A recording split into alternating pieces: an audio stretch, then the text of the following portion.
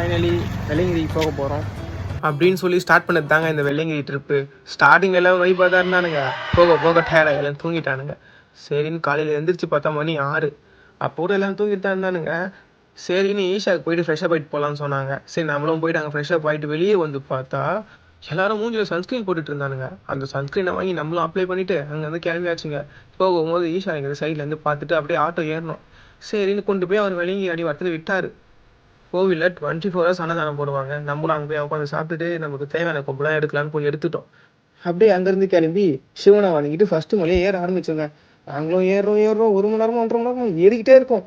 எப்படா அந்த விநாயகர் கோயில் வரும்னு பார்த்தோம். கடைசியில் வந்துச்சு. என்னன்னு கேட்டிங்கன்னா, இந்த விநாயகர் கோயில் வந்தால் தான் ஃபஸ்ட்டு மலை முடியுதுன்னு அர்த்தம்.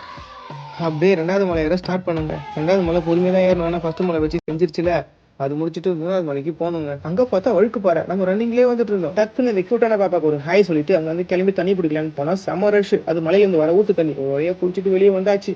அப்போ அப்படியே சித்தர் கோயிலுக்கு போயிட்டு வணங்கிட்டு பட்டெல்லாம் வச்சுட்டு வெளியே வந்தால் நம்ம தம்பி ஏதோ கலந்துட்டு இருந்தாரு. என்னன்னு கேட்டால் குளுக்கோஸ் தான் வாங்கி குடிக்கலான்னு பார்த்தா பேக்கை தூக்கி நம்ம தலையில் கட்டிட்டாங்க. அடப்பாவீங்களா நினச்சிட்டு 4th மலை ஏற ஆரம்பிச்சோங்க. 4th மலையோட ஸ்டார்டிங் இந்த மாதிரி தான் இருக்குங்க. அப்படியே அந்த வியூவெல்லாம் ரசிச்சுட்டு திரும்ப மலை ஏற ஸ்டார்ட் பண்ணோம். ஒரு வழியாக தவி 4வது மலை ஏறி முடிச்சாச்சு. ஷப்பா.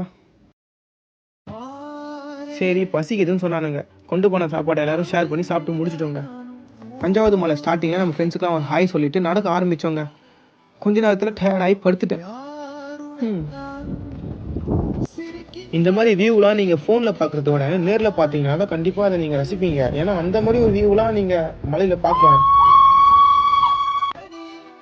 இந்த மலையை தாண்டி போனால் தான் நம்ம 6வது மலைக்கே போக முடியும். இதுதாங்க அந்த 6வது மலையோட வியூ. ஃப்ரம் த பிகினிங் நம்ம எப்படி மேலே ஏறிட்டு இருந்தோம், ஆனால் அந்த மாதிரி கிடையாது. 6வது மலை கீழே டவுனில் இறங்கினா தான் 6வது மலையோட சொனையை போய் ரீச் பண்ண முடியும். இதுதாங்க அந்த சொனை. இங்கே வந்து நிறைய பேர் குளிப்பாங்க, சில பேர் வந்து குளிக்காமையும் போகலாம். ஆனால் நான் குளிக்கல, ஏன்னா -டிகிரி இருக்குது தண்ணி. அவ்வளோ கூலிங்கான தண்ணியில் குளிச்சு பழக்கம் இல்லையா. ஸோ கை கால் மூஞ்சி மட்டும் கழுவிட்டு ஜம்ப் ஆகிட்டாங்க. அங்கே இருந்து பார்த்தீங்களா வியூ எப்படி இருக்குன்ட்டு.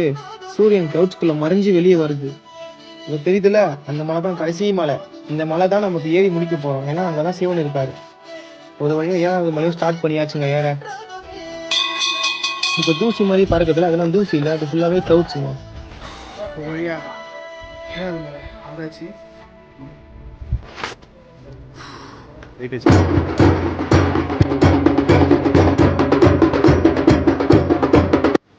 இந்த வெயிலையும் பனிலையும் 7 மலை கடந்து வந்து அவரை பார்த்தாச்சுங்க. ஆசீர்வாதமாக வாங்கியாச்சு. சக்ஸஸ்.